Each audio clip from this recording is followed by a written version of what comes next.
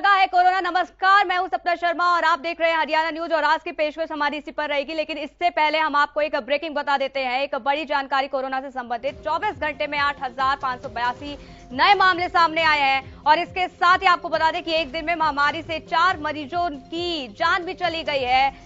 वहीं बीते रोज 4,435 कोरोना मरीज रिकवर हुए हैं, जो कि एक अच्छी जानकारी आपको दे रहे हैं। देश में कोरोना के 44,513 एक्टिव मामले सामने आए हैं। तो आपको बता दें 24 घंटे में 13,04,427 वैक्सीनेशन का काम भी किया जा रहा है।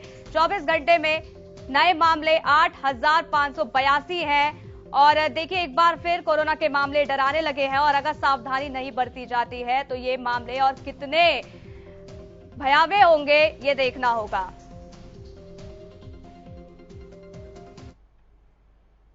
तो भारत में कोरोना संक्रमण की डरावनी रफ्तार देखने को मिल रही है। बीते 24 घंटे में 8,000 से ज्यादा कोरोना के केस सामने आए हैं। हरियाणा में भी कोरोना केस में उछाल देखने को मिल रहा है। लगातार कोरोना केस में उछाल आया और डरावनी रफ्तार के साथ ही आज अपने इस खास कार्यक्रम में इस पर रोकथाम को लेकर हम चर्चा भी करेंगे। लेकिन उससे पहले ये रिपोर्ट देखिए।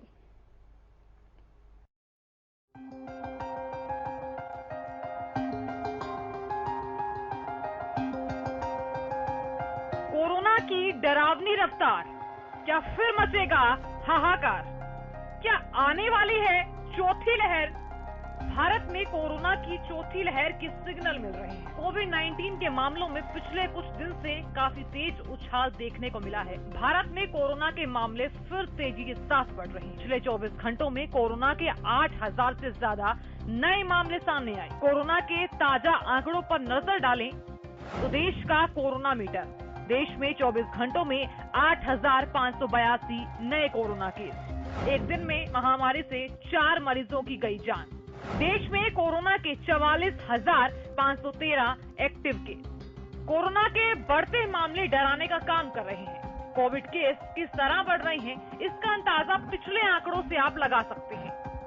1 जून 3,712 नए केस, 2 जून 4,041 नए केस, 3 जून 3,962 नए केस, 4 जून 4,270 नए केस, 5 जून 4,518 नए केस, 6 जून 3,714 नए केस, 7 जून 5,233 नए केस, 8 जून 7,240 नए केस, 9 जून 7,584 नए केस, 10 जून 8,329 नए केस, 11 जून 8,582 नए केस। हरियाणा में भी कोरोना के मामलों में उछाल देखने को मिल रहा है। ग्राफिक्स के माध्यम से समझिए हरियाणा का कोरोना अपडेट। हरियाणा का कोरोना अपडेट। प्रदेश में कोरोना के 411 नए मामले आए सामने। गुरुग्राम में सबसे ज्यादा 260 नए मरीज मिले। फरीदाबाद में 86, पंचकुला में 30 नए केस, कैथल में 7, चरखी दादरी में 6 नए मामले। एक दिन में कोरोना से 132 मरीज रिकवर। हरियाणा में कोरोना के कुल 1,525 एक्टिव केस। प्रदेश में कोरोना से रिकवरी रेट 98.79%। 24 घंटों में 24,190 लोगों का वैक्सीनेशन। 1,379 लोगों को लगी वैक्सीन की पहली डोज। 8,843 लोगों को लगी वैक्सीन की दूसरी डोज। 13,968 लोगों को लगी वैक्सीन की बूस्टर डोज। भारत में कोरोना के बढ़ते मामलों को देखते हुए केंद्र सरकार ने राज्यों को सावधान रहने के लिए कहा है। कोरोना की रफ्तार जिस तरह बढ़ती जा रही है, उसी को देखते हुए स्वास्थ्य विशेषज्ञ सभी लोगों को लगातार सावधानी बरतने की अपील कर रहे हैं। हरियाणा न्यूज के लिए ब्यूरो रिपोर्ट।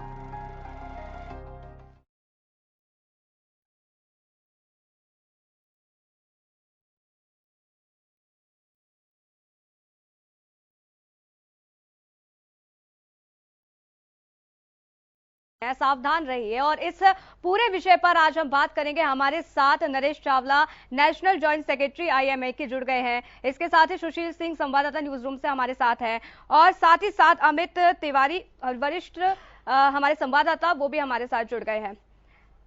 इसके साथ ही देखिए, सबसे पहले मैं आपके पास आना चाहूंगी सुशील। सबसे पहले अपडेट दीजिए सभी दर्शकों को कि कितने मामले इस वक्त सामने आए हैं, क्या कुछ स्थिति इस वक्त देश की बनी हुई है। देखिए, आज लगातार दूसरा दिन है जब 8000 से ज्यादा मामले 24 घंटे में पूरे देश में सामने आए हैं। कल भी 8000 से ज्यादा केस थे और आज भी 8583 नए केस आए हैं। हालांकि 4 लोगों की इसमें मौत हुई है और साथ ही जो संक्रमण की दर है वो 4.11% है, यानी संक्रमण की दर भी बढ़ी है। और ये कहीं ना कहीं जरूर चौंकाने वाली खबर है लोगों को। ये खबर निश्चित तौर पर कोरोना की दर जिस तरह से बढ़ रही है, ये चिंता की बात है। बिल्कुल, हमारे साथ नरेश चावला जी भी जुड़े हुए हैं। बहुत बहुत स्वागत है आपका।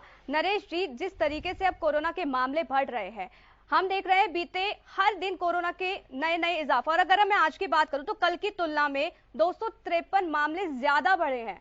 उसकी आप सबसे बड़ी वजह क्या मानते हैं? देखिए सपना शर्मा, मैं ये शब्द दोबारा दोहरा दूं कि अपार्ट फ्रॉम ए न्यूज, अगर हम सच्चाई देखते हैं क्लिनिक्स में और नर्सिंग होम्स में और हॉस्पिटल्स में, नंबर ऑफ केसेस इस किस्म की इलनेस के ज्यादा आ रहे हैं और टेस्ट अभी भी हम कहेंगे थोड़े कम हो रहे हैं। जो मैं जमीनी सच्चाई देख रहा हूँ वो ये है कि cases are on rise, but at the same time एक कंसोलेशन है कि हॉस्पिटलाइजेशन या बिगड़े हुए केस ऑलमोस्ट नील के बराबर है। जो कुछ डेथ रिपोर्ट की जाती हैं वो समाज की बेसिक मिनिमम कुछ न कुछ डेथ चलती रहती है, उनको हम आउट ऑफ द वे नहीं मानते हैं। तो केसेस जरूर ज्यादा है, बट ऑल केसेस जो हम इसके कोविड-19 में देख रहे हैं, जिनको हम लेबोरेटरी से पक्का कंफर्म भी कर लेते हैं, उनको भी हम देखते हैं कि बहुत ही माइल्ड सिम्टम्स हैं। 2-3 दिन बुखार चलता है 102-3 टाइप वाला, और सिंपल खांसी जुकाम होता है। जिस चीज से हम डरते थे कि इनकी ऑक्सीजन कम ना हो जाए, सांस की बीमारी ना हो जाए, निमोनिया ना हो जाए, वो अभी तक जहां तक हमने देखा है दिल्ली शहर में ऑलमोस्ट नील के बराबर है। तो अभी आने वाले कुछ हफ्ते हमारे लिए बहुत इंपॉर्टेंट रहेंगे कि केसेस कैसे और रूप लेते हैं, क्योंकि हम अच्छी तरह जानते हैं कि कोविड-19 का जो ओमाइक्रोन का एक वेरिएंट है जो आजकल नुकसान कर रहा है, ये अपने आप को फिर बदल लेता है और ये बदल के कब घातक हो जाएगा हमें पता नहीं चलेगा। इसलिए एक बहुत ही गहराई से स्थिति पे एक नियंत्रण करने के लिए एक सर्वेलेंस बनाए रखना पड़ेगा। वो लोगों को सिर्फ एक ही सुझाव देंगे, भाई अभी कोरोना गया नहीं है, कोरोना अभी यहीं है, आसपास ही घूम रहा है, तो अपनी प्रिकॉशन जिसको हम कोरोना प्रोटोकॉल या कहते हैं वो मेंटेन करो। मास्क वगैरह, सोशल डिस्टेंसिंग वगैरह, भीड़ भाड़ में हो जाना। मैं देख रहा हूँ ऑल ओवर इंडिया एक ऐसा माहौल है जैसे कि हम मुक्त हो गए कोरोना से, ऐसा शायद नहीं है। तीसरी वेव का जो वायरस था वो भी इतना घातक नहीं था। चौथी वेव, अभी इसको हम वेव नहीं कहेंगे, इसको हम कोई लहर नहीं कहेंगे, लेकिन नो डाउट जो स्थिति आज से महीना पहले थे उसके मुकाबले में we are facing a difficult situation. और मेरे हिसाब से टेस्टिंग भी बढ़नी चाहिए और लोगों को प्रिकॉशन भी लेनी चाहिए, और प्रशासन इस पे, हर शहर का, हर डिस्ट्रिक्ट का इस पे क्लोज वॉच करेगा। तो हमें उम्मीद है कि अगले 2-4 हफ्तों में हम इस बिगड़ती स्थिति से बाहर निकल सकते हैं। बिल्कुल, अमित भी हमारे साथ लगातार जुड़े हुए हैं। अमित, जमीनी हकीकत आप क्या कुछ देख पा रहे हैं? क्योंकि देखिए टेस्टिंग नहीं हो रही है, ये खुद नरेश जी भी कह रहे हैं कि टेस्टिंग उतनी पर्याप्त नहीं हो रही है। तो क्या आप जमीनी हकीकत में ये सारी चीजें देख सकते हैं? कितने टेस्ट हो रहे हैं, इस बारे में क्या कुछ जानकारी आप दे सकते हैं? जी सपना, बिल्कुल जिस हिसाब से अभी नरेश जी भी चर्चा कर रहे थे, तो लोगों को अभी तमाम तरीके से जागरूक रहने की जरूरत है। और वैक्सीनेशन, टेस्टिंग, और अभी जो और भी अगर बात करें तो अभी लापरवाही पूर्ण व्यवहार जो लोगों का है वो खतरनाक रूप ले सकता है। क्योंकि अभी जो दिल्ली की जो स्थिति आई है, जो रिपोर्ट्स आ रही हैं, उनके मुताबिक ओमिक्रॉन के कई और वेरिएंट भी निकल कर आ रहे हैं। वो वेरिएंट कब घातक रूप ले लेंगे, यह एक इसके बारे में अभी ना ही तो विशेषज्ञों को पता है और न ही कोई जो स्वास्थ्य एजेंसियां उनको पता है कि कब कैसा रूप हो जाएगा। तो ऐसे में लोगों को कोविड का जो बिहेवियर था, जो पहले जो प्रिकॉशन लेने चाहिए थे, वो उनके ऊपर उनको चलना पड़ेगा। जो हम लगातार इस बारे में चर्चा करते रहते हैं, जनता की जागरूकता के लिए भी हम कार्यक्रम कर रहे हैं। लगातार हरियाणा न्यूज इस बारे में सक्रिय भी है और पहले भी इस चर्चा की गई है मंच पर कि एसएमएस का जो बिहेवियर था जिसमें सैनिटाइजेशन का प्रॉपर रखना था, मास्क का बिहेवियर था और जो सोशल डिस्टेंसिंग थी, उन बातों को ध्यान में रखने की जरूरत थी। हरियाणा की अगर बात करें तो अभी स्थानीय निकाय चुनाव चल रहे हैं हरियाणा में। ऐसे में भीड़ भाड़ और तमाम जो रहेंगी, दिल्ली से जो सबक लेने की जरूरत है, उन तमाम जो उपाय है, उनके जो प्रिकॉशंस है, उनको अपनाने की जरूरत। चाहे स्थानीय निकाय चुनाव है, लेकिन उसके लिए सतर्कता तो अपनी ही रखनी पड़ेगी, लापरवाही नहीं रखनी है। इसके लिए स्वास्थ्य विभाग को अभी से अलर्ट होना पड़ेगा। और जो बूस्टर डोज की बात थी, अभी काफी लोगों ने बूस्टर डोज नहीं लगवाई है। ग्रामीण क्षेत्रों में टेस्टिंग, वैक्सीनेशन का जो कार्यक्रम है वो ढीला चल रहा है। अगर गांवों में भी जाकर अगर निरीक्षण किया जाए तो वहां से यही रिपोर्टें आती है कि अभी प्रॉपर वैक्सीनेशन नहीं हुआ, अभी फर्स्ट डोज का भी जो लक्ष्य है वो हासिल नहीं हो रहा, दूसरी डोज का नंबर भी आएगा और उसके बाद बूस्टर डोज का। तो तमाम इन चीजों को देखने की जरूरत है। सपना बात तो यही है कि अगर लापरवाही बरती गई तो खामियाजा भुगतना पड़ सकता है। अभी कोरोना गया नहीं है, कोरोना की चौथी लहर की आशंकाएं थी और वो अभी जो 10 जून है, 15 जून तक जो बात कह रहे थे, वैसे आसार लग रहे हैं चौथी लहर आ सकती है। जी बिल्कुल, चौथी लहर आ सकती है। और मैं एक बार फिर नरेश जी आपके पास आना चाहूंगी, क्योंकि खुद एम्स के डायरेक्टर ने भी ये कहा है कि जो बूस्टर डोज है उसको लेकर लोग सतर्क नहीं है। लोगों को बहुत ज्यादा जरूरी हो जाता है कि बूस्टर डोज के बारे में उनको जानकारी दी जाए। कितनी जरूरी है बूस्टर डोज, एक जो दर्शक हमारे देख रहे हैं उनको आप समझाइए। सपना, मैं दोबारा बता दूं कि क्योंकि 2 साल अच्छी तरीके से सफर करने के बाद लोग बागना थोड़ा सा मुक्त होना चाहते हैं। और हमारा उद्देश्य, जैसे हमारा पब्लिक चैनल पे बैठे हैं, लोगों को जागरूक करने का है, लोगों की जिंदगी मुश्किल करने का नहीं है, भयभीत करने का नहीं है। और उसमें ये स्पष्ट है कि बचाव के सिर्फ 2 ही हथियार होते हैं। एक वैक्सीनेशन होता है। तो आपके दर्शकों को मेरा स्पष्ट संदेश है, फायदा 70% होता है या 80% होता है, इसको आप मत देखिए, लेकिन जो अवेलेबल है बचाव के लिए वो आप अपनाइएगा। आपको एक फर्स्ट डोज लग चुकी है, आप सेकंड लगाइएगा, आपको सेकंड लग चुकी है, आप बूस्टर लगाइएगा। अगर आप बूस्टर भी लग चुका है तो ये मत सोचिए कि आप मुक्त हो गए, आपको कुछ नहीं होगा। तो आप बड़ी आसानी से कोरोना एप्रोप्रिएट बिहेवियर, जिसमें कोई बहुत तकलीफ वाला काम नहीं है। मैं हमेशा कहता हूँ टीवी चैनल्स पे कि कई देशों ने इस चीज को अपना लिया है, एक कोरोना शैली है। जैसे हम जो लोग हैट पहनते हैं गर्मी में, वो हैट पहनते हैं। तो आपको कहा गया है कि आप घर से निकलिए तो मास्क पहन के, आप सोशल डिस्टेंसिंग मेंटेन कीजिएगा। जिंदगी यूं ही चलती रहेगी, लॉकडाउन बार-बार नहीं लगाएगा। सोशल डिस्टेंसिंग, मास्क और भीड़ भाड़, कोशिश करो कि दूसरे से थोड़ा दूर रहिएगा। ये 3 और चौथा हैंड सैनिटाइजेशन, अगर आप ये फॉलो करते हैं तो मैं खुलेआम आपके दर्शकों को आश्वासन देता हूँ, कोई डरने की जरूरत नहीं है। इस हिंदुस्तान में होता क्या है, लोग पहले लापरवाही करते हैं, बेपरवाही करते हैं, फिर कष्ट बढ़ता है, फिर वो ट्राई करते हैं। तो आजकल जमाना आ गया है प्रिकॉशंस का, स्क्रीनिंग का। आपको कुछ सिम्टम आते हैं, आप फटाफट टेस्ट कराइएगा, ताकि हमें पता चल सके कि कम्युनिटी में कितना डिसीज चल रही है। मैंने खुलेआम देखा है, एक परिवार के 7-8 लोग जब इकट्ठे बीमार पड़ जाते हैं तो एक टेस्ट करवा लेता है, बाकी 7-8 कहते हैं डॉक्टर साहब आपको पता तो है मुझे क्या है, आप मुझे ऐसी ट्रीटमेंट कर दीजिए। उससे क्या होता है, हमें डिसीज का एक्चुअल एक्सटेंट नहीं पता चल पाता। तो ये कुछ मिनिमम सावधानियां अगर हम जमीनी लेवल पे ऑब्जर्व करेंगे तो मैं समझता हूँ ऐसी कोई हपड़ टपड़ी वाली बात नहीं है। बड़ी शांति से अगर ये वेव छुटपुट आई भी है, जैसे तीसरी वेव चुपचाप निकल गई थी, ये भी शायद निकल जाएगी। और इसके बाद हमें पूरी उम्मीद है कि कोरोना वायरस धीरे धीरे वीकन होता जा रहा है, कमजोर होता जा रहा है, ये खत्म हो जाएगा। या जैसे हमारे देश में पहले इन्फ्लुएंजा या फ्लू या वायरल फीवर होता था, ये एंडेमिक हो गया। एंडेमिक मीन्स कोई समाज में छुटपुट केस चलते रहते हैं, कोई वेव्स या ऐसी मारामारी वाली बीमारी नहीं आएगी। ऐसी हमारी साइंटिफिक राय भी है और हमारी इंडियन मेडिकल एसोसिएशन का जो हम डॉक्टर्स मिलते रहते हैं अपनी मीटिंग्स में, हम भी उसमें यही बात समझते हैं कि ये एंडेमिक हो जाएगा, ये फ्लू को रिप्लेस कर देगा, शायद छुटपुट चलता रहेगा। लेकिन नरेश जी देखिए, एक सवाल बड़ा ये भी हो जाता है कि अगर चौथी लहर आती है तो क्या वो भयानक हो सकती है? अभी नहीं तो कोई और वेरिएंट क्या उस जितना भयानक हो सकता है जितना डेल्टा वेरिएंट हमने देखा था, किस तरीके से हाहाकार वहां पर मचा हुआ था, लाशों की बौछार एक तरीके से देखिए वहां पर हुई थी, क्या उतना भयानक होगा अगर चौथी लहर आती है तो? देखिए सपना, इस बात को मैं ना ऑथेंटिकली ना अथॉरिटेटिवली नहीं कह सकता हूँ, लेकिन जो हमारी क्लोज ऑब्जर्वेशन या क्लिनिक्स में जो हम लोगों के साथ रहते हैं, मरीज देखते रहते हैं, ऐसा लग नहीं रहा है कि कोई ऐसी खतरनाक चीज आने वाली है। लेकिन कहते हैं always hope for the best and prepare for the worst. Hope for the best कि ऐसा नहीं होगा, प्रिपेयर फॉर द वर्स्ट ऐसा हो सकता है। उसके लिए मैं क्या कर सकता हूँ?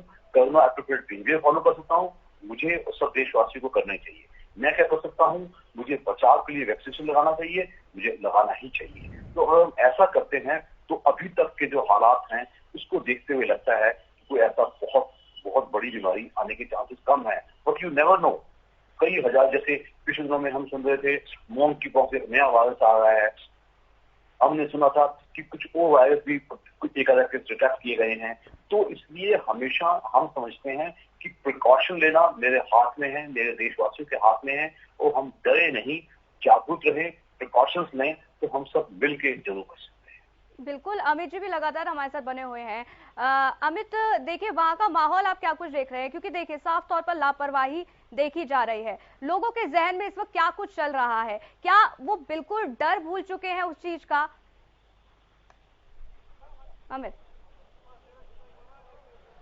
जी बिल्कुल सपना, अगर बात करें तो इलाके के लोग जो हैं वो पहले की अपेक्षा बिल्कुल इसको भुला चुके हैं। उनके अंदर लापरवाही का आलम है। इतना ही नहीं, शासन प्रशासन भी इस ओर अभी कोई ध्यान नहीं दे रहा है। स्वास्थ्य विभाग की ओर से भी पहले शिविर लगाए जा रहे थे वैक्सीनेशन के, तो उस तरफ भी उनका रुझान नहीं है। जब कोरोना की महामारी का दौर चल रहा था उस दौरान लगातार कैंप्स लग रहे थे, अलग अलग जगहों पर सामाजिक संस्थाएं भी आगे आ रही थी, लोगों को जागरूक कर रही थी, और जो वैक्सीनेशन का जो प्रोसेस चल रहा था वो प्रोसेस अब लगभग शिथिल पड़ चुका है। ना ही लोग आगे आ रहे हैं खुद लगवाने के लिए, ना स्वास्थ्य विभाग उनके बीच जा रहा है। तो इस जो संख्या है, वैक्सीनेशन की संख्या, इसको बढ़ाने की जरूरत है। इस लापरवाही को छोड़ने की जरूरत होगी। डॉक्टर साहब जैसे अभी बता रहे थे कि इस लड़ाई, ये हमारे बीच कोरोना जो है आकर रच बस गया है, इससे सिर्फ लड़ने की जरूरत तभी रहेगी जब आप जो बिहेवियर है, अप्रोप्रिएट बिहेवियर कोरोना का, उसे जो अपना लें, आप अपने जीवन शैली में इसे अपना लें, तभी लड़ाई जारी रखनी पड़ेगी। लेकिन ऐसा कुछ नहीं है, अभी लोग इस शैली को अपना नहीं रहे हैं।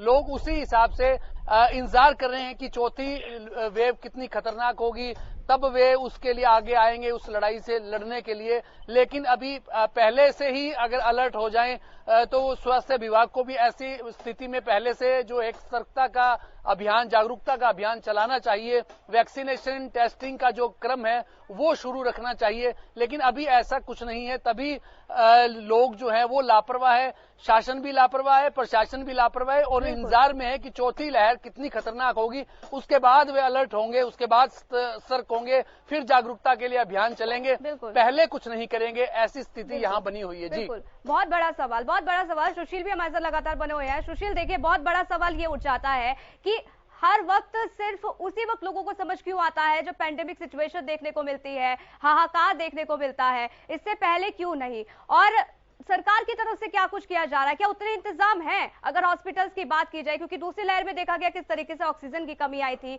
हॉस्पिटल में बेड्स नहीं मिल रहे थे। क्या सरकार की तरफ से पूरी तैयारियां इस वक्त की गई है? बिल्कुल सपना, देखिए सरकार के बयान कई बार इस संदर्भ में आए हैं, और सरकार का कहना है कि सरकार इस कोरोना से निपटने के लिए पूर्ण रूप से तैयार है, और सरकार के पास सारी तैयारियां पूरी है। जी, सारी तैयारियां पूरी हैं। लेकिन सुशील, मैं देखिए आपसे भी जानना ये चाहूंगी कि बहुत बड़ी वजह जो होती है लोगों की लापरवाही भी कहीं ना कहीं होती है। हमने पहले भी देखा, जब पहली लहर आई तो उसके बाद जब दूसरी लहर आई थी तो लोगों ने सोचा कि इस बार लहर शायद कम होगी, तो लोग लापरवाही बरतते चले गए। लेकिन वो दूसरी लहर कितनी भयानक हुई ये सबने देखा। तीसरी लहर में लोगों ने लापरवाही बरती, हालांकि तीसरी लहर उतनी ज्यादा मजबूती के साथ नहीं खड़ी हो सकी। लेकिन क्या बड़ी वजह आप मानते कि क्या लोगों के जहन में जो डर था वो चला गया है पूरी तरीके से? नहीं, बिल्कुल सही कहा आपने। देखिए डर तो है, और जो कोई व्यक्ति भी संक्रमित होता है उसे इस बात का डर रहता है कि कहीं स्थिति दूसरी लहर की तरह ना हो जाए, जान न चली जाए। लेकिन अभी ऐसी कोई स्थिति नहीं मिल रही है, और संक्रमित भी हो रहे हैं लोग और रिकवर भी हो रहे हैं। जी बिल्कुल। नरेश जी भी हमारे साथ लगातार बने हुए हैं। नरेश जी, देखिए मैं ये भी जानना चाहूंगी, क्योंकि पहली डोज आई, दूसरी डोज आई, उसके बाद बूस्टर डोज आ गई, लेकिन क्या आने वाले समय में और भी डोजेस हमें देखने को मिल सकती हैं? बहुत अच्छा सवाल पूछा आपने। क्योंकि बूस्टर डोज अभी पूरी तरह नहीं लगी है। अभी बच्चों को भी वैक्सीनेशन स्टार्ट हो गया है। बूस्टर की जो स्पीड है काफी कम है। आपका पूछना, क्या जो हमने इम्यूनिटी पाई फर्स्ट डोज से, सेकंड डोज से, और उसको बढ़ावा देने के लिए एक बूस्टर लग रहा है, क्या इसका और बूस्टर्स की जरूरत पड़ सकती है? तो आंसर इज यस, क्योंकि 3-6 महीने में काफी कम होना शुरू हो जाता है। तो हमारे हिसाब से अभी तक कोई हमारी इंडियन मेडिकल एसोसिएशन ने या ICMR ने या हेल्थ मिनिस्ट्री इंडिया ने कोई डायरेक्टिव जारी नहीं किया है। लेकिन हमारे हिसाब से अगर ऐसी स्थिति रही तो विद इन 3 to 6 months एक और बूस्टर की आवश्यकता पड़ सकती है।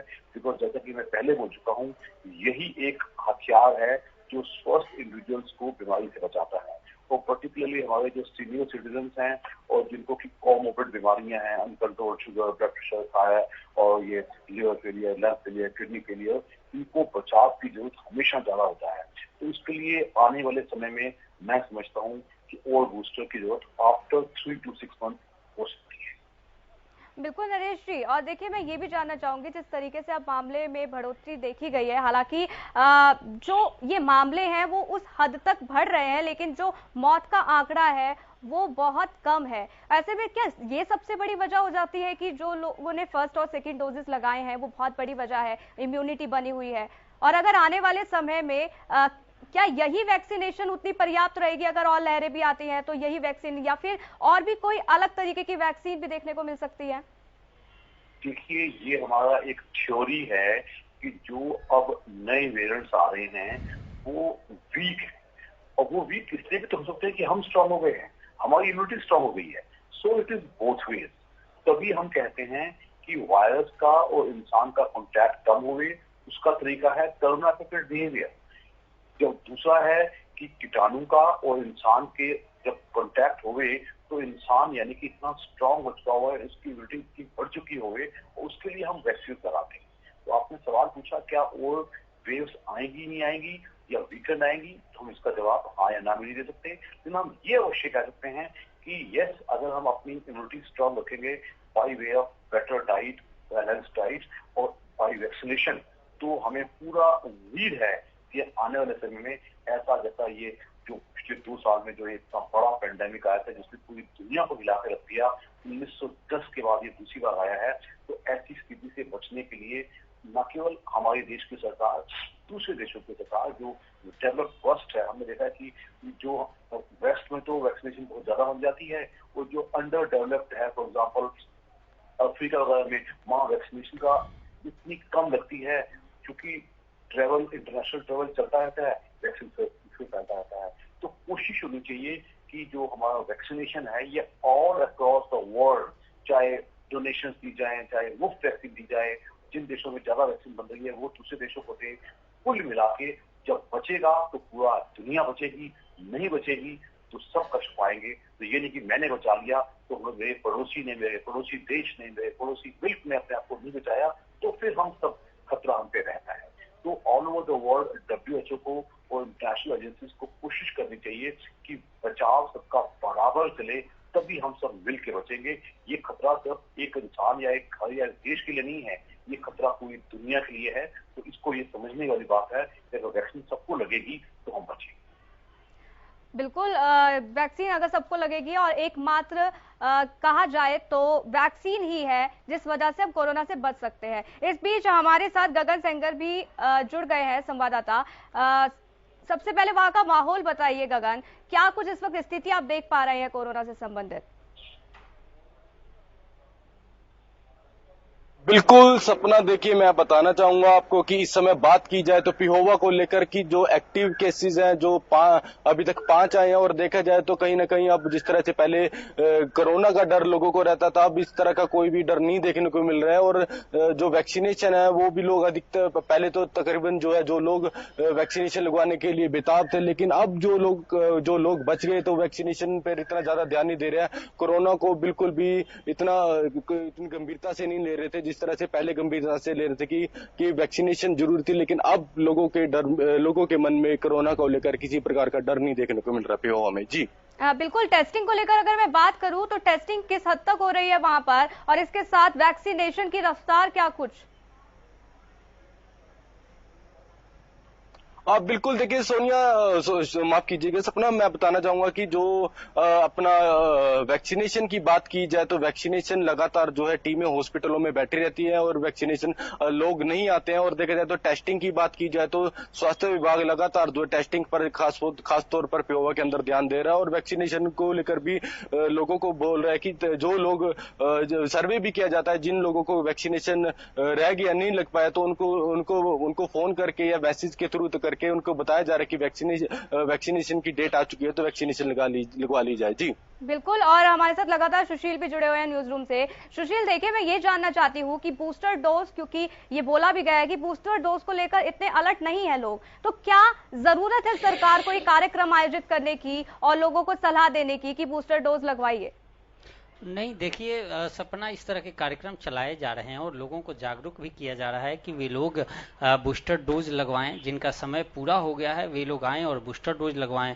और लोगों को भी पता है कि कोरोना से लड़ने में यही एक हथियार कारगर है। जी जी बिल्कुल, और यही एक हथियार कारगर है जिस वजह से लोगों को बहुत ज्यादा जरूरी भी हो जाता है सुशील कि लोग ध्यान रखें। इसके साथ ही देखिए आने वाले समय में मास्क को लेकर या फिर क्या कुछ इस वक्त सरकार की तरफ से नियम बनाए जा रहे हैं, एक बार उसकी भी जानकारी दे दीजिए। बिल्कुल, देखिए अभी मास्क को लेकर एनसीआर में 500 रुपये का चालान किया गया है। प्रदेश सरकार ने यह आदेश भी जारी किया है। हालांकि सख्ती नहीं बरती जा रही है और मास्क के जो चालान है वैसा कुछ नजर नहीं आता सड़कों पे। जी बिल्कुल, हमारे साथ लगातार गगन भी बने हुए हैं। गगन, देखिए मैं आपसे अब ये जानना चाहूंगी कि जिस तरीके से लोगों की लापरवाही सामने है, हालांकि कोरोना के मामले बढ़ रहे हैं, वैक्सीनेशन का काम भी जोरों पर है, सरकार की तरफ से भी लोगों को एहतियात बरतने की सलाह दी जा रही है, लेकिन जमीनी हकीकत पर आप क्या कुछ देख पा रहे हैं? क्या लोग इतना अलर्ट नजर आ रहे हैं आपको? लोगों के जहन में क्या कुछ चल रहा है कोरोना को लेकर इस वक्त? गगन जी देखिए, बिल्कुल कोरोना को लेकर किसी प्रकार का देखिए बाजारों के अंदर हमने देखा है तो तकरीबन जो है कोई भी डर नहीं देखने को मिल रहा है। वैक्सीनेशन की बात की जाए तो सरकार के द्वारा, जो प्रशासन के द्वारा अलग अलग मुहिम के थ्रू भी पहले भी वैक्सीनेशन कैंप संस्थाओं के द्वारा जो है पूरे पिहोवा के अंदर जो कैंपिंग भी लगाई गई, जो लोग वैक्सीनेशन नहीं लगा पाए, जिन्हें नहीं लग पाई थी, वो उन्हें अलग अलग तरीके से उन्हें वैक्सीनेशन लगवाई जा रही थी। और अब बात की जाए तो बूस्टर डोज को लेकर भी जो है सरकार, प्रशासन जो है लोगों को एहतियात दे रहा है कि बूस्टर डोज भी लगवाएं। और कहीं ना कहीं देखा जाए तो लोगों के मन में कोरोना को लेकर किसी प्रकार का डर नहीं है। लोगों को कहना है कि पहले कोरोना आया था अब चला गया, लेकिन लोगों को समझना चाहिए कि वैक्सीनेशन ही एक ऐसा बचाव है जिसके थ्रू हम बच सकते हैं, वरना जिस तरह से अब कोरोना के केसेस लगातार बढ़ रहे हैं तो बचाव भी जरूरी है। जी बिल्कुल, बहुत बहुत शुक्रिया आपका गगन, और इसके साथ ही सुशील जी और नरेश जी, आप तीनों का बहुत बहुत शुक्रिया, हमारे साथ आप जुड़े और ये जानकारी हम तक दी कि कितना जरूरी हो जाता है एहतियात बरतना। देखिए अगर आपने सावधानी नहीं बरती तो इस बीच देखिए आने वाले समय में कोरोना की कई प्रतिबंध देखिए आपको झेलने पड़ सकते हैं। इसीलिए लगातार हमारे चैनल के माध्यम से भी हम आप सभी से अपील कर रहे हैं कि कोरोना प्रोटोकॉल का पूरी तरीके से पालन किया जाए। फिलहाल इस खास बुलेटिन में इतना ही। बने रहिए हरियाणा न्यूज के साथ। नमस्कार।